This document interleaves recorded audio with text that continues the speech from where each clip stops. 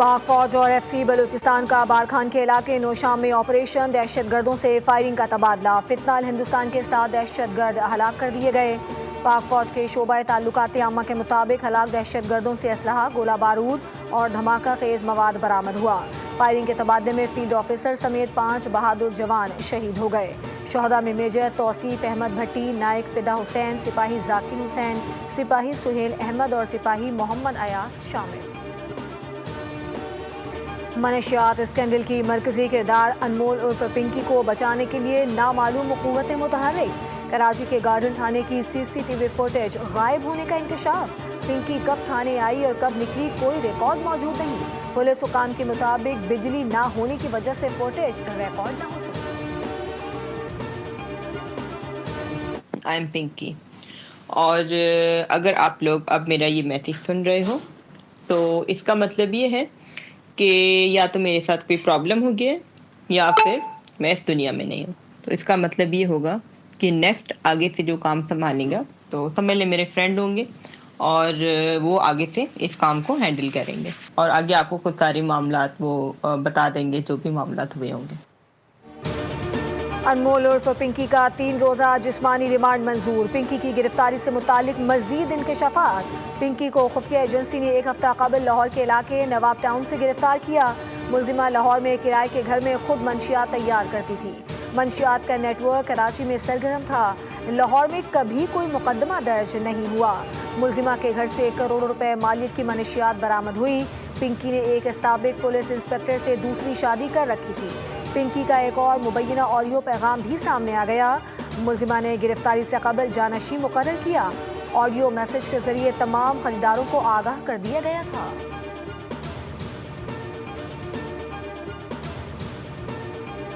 پنکی سے قتل کی تفتیش بھی ہوگی، ملزمہ کے خلاف کراچی کے بغدادی تھانے میں درج قتل کا مقدمہ سامنے آ گیا۔ مقدمہ شہری محمد شیر کی مدیت میں 7 مئی کو درج کیا گیا۔ اے این ایف نے بھی پنکی کی گرفتاری کا فیصلہ کر لیا۔ ملزمہ اینٹی نارکوٹکس فورس کے مقدمات میں نامزد۔ اے این ایف نے کورنگی کراچی سے 2 مبینہ کارندوں کو بھی گرفتار کیا۔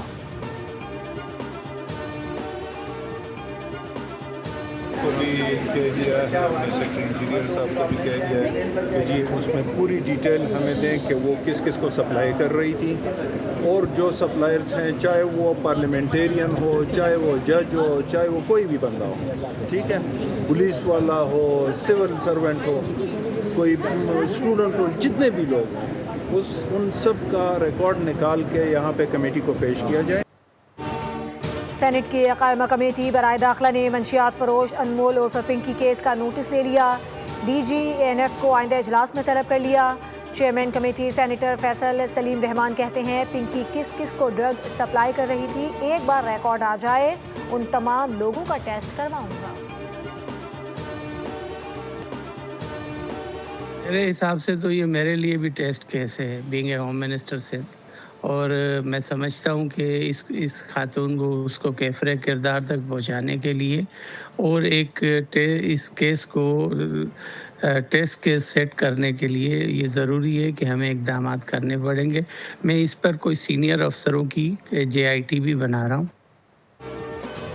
ڈرگ ڈیلر پر کئی مقدمات بنے، کوکین ڈیلر قانون نافذ کرنے والے اداروں کے ہاتھ نہیں آ رہی تھی۔ ضیاء لنجار کی بول نیوز سے گفتگو، کہا بطور وزیر داخلہ سندھ یہ ٹیسٹ کیس ہے۔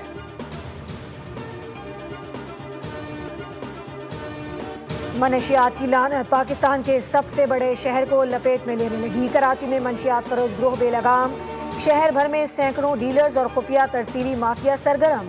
بول نیوز کو 207 منشیات فروشوں کی فہرست موصول، لیاری، سہراب گوٹ، اورنگی، ملیر اور کورنگی ہاٹ سپاٹ قرار، پوش علاقوں میں آئس اور کوکین کی ترسیل کے انکشافات، خواتین رکشہ اور کوچ ڈرائیورز کے استعمال کا بھی انکشاف۔ امریکی صدر ڈونلڈ ٹرمپ چین کے سرکاری دورے پر بیجنگ پہنچ گئے، چین کی جانب سے پروقار استقبال کیا گیا۔ ٹرمپ کی چینی صدر شی جن پنگ سے اہم ملاقات میں تجارت اور عالمی معیشت پر گفتگو اہمیت کی حامل رہے گی۔ امریکی صدر نے چین روانگی سے قبل میڈیا سے گفتگو میں واضح کیا تھا کہ ایران سے نمٹنے کے لیے امریکہ کو چین کی مدد کی ضرورت نہیں۔ ٹرمپ نے پاکستان کی ثالثی کی کوششیں بہترین قرار دی، کہا فیلڈ مارشل اور وزیر اعظم پاکستان شاندار شخصیات ہیں۔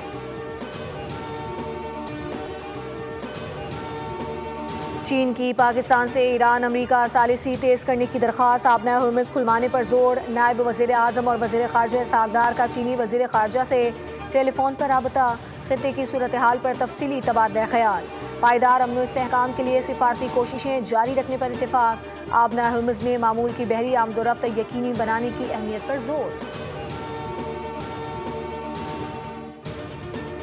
امریکی صدر ڈونلڈ ٹرمپ کا چین روانگی سے قبل اماراتی صدر شیخ محمد بن زیاد ال نہیان سے ٹیلی فون پر رابطہ، دونوں رہنماؤں کا مشرق وسطی کی صورتحال پر تبادلہ خیال، امریکہ اور امارات کے درمیان شراکت داری مضبوط بنانے پر اتفاق ہوا، ٹیلی فونک رابطے میں خطے کے مختلف امور کا بھی جائزہ لیا گیا۔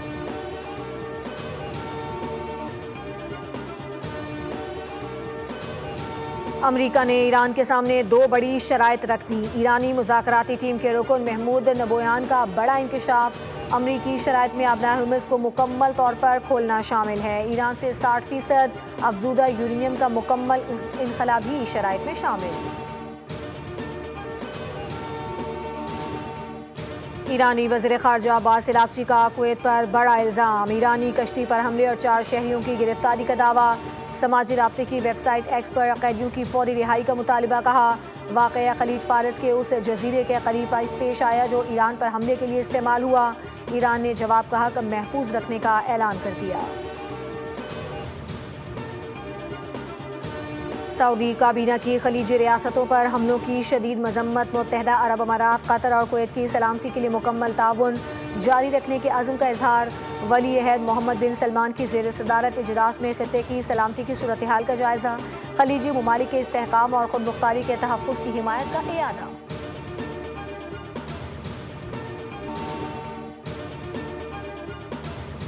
ایران پر حملہ ہوا تو امریکہ اور اسرائیل کو اب بھاگنے نہیں دیں گے، ایرانی فوج کے ترجمان بریگیڈیئر جنرل محمد اکرم کا نیا بیان، کہا آبنہ ہرمز سے امریکی ہتھیاروں کی ترسیل کی اجازت نہیں دی جائے گی، ایرانی افواج ہائی الرٹ ہیں، ایران نے دشمن کو مقاصد حاصل نہیں کرنے دیے، مشرق وسطی میں امریکی اڈوں پر فوجی ساز و سامان کو نقصان پہنچایا گیا۔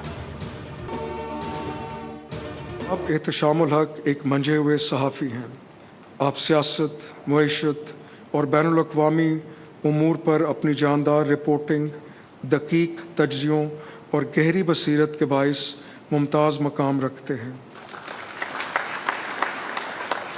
پہلے تو اللہ کا بڑا احسان ہے، اللہ کا شکر ہے، ظاہر سی بات ہے میں بول سے وابستہ ہوں، مجھے اپنی پوری بول کی ٹیم، ہمارے بہت اچھے مالکان سمیر صاحب، صوفیہ، میں ان لوگوں کی جس کو کہتے ہیں ٹاپ لیول انکریجمنٹ ہر حوالے سے، تو یہ ہمیں آگے جانے کے لیے بہت کچھ ہمیں راستہ بتاتی ہے۔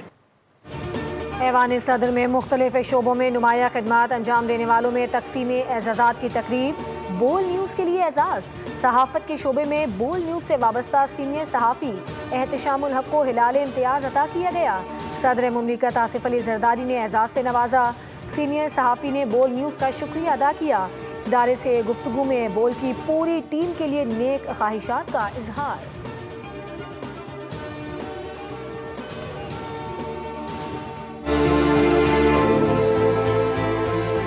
ذہن سوچتا ہے تو لفظ بولتے ہیں۔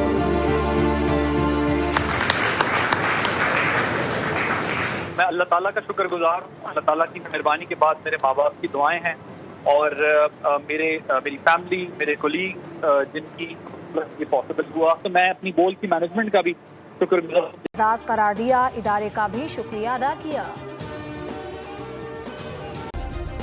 سبسکرائب کریں اور بیل دبائیں تاکہ کوئی خبر رہ نہ جائے۔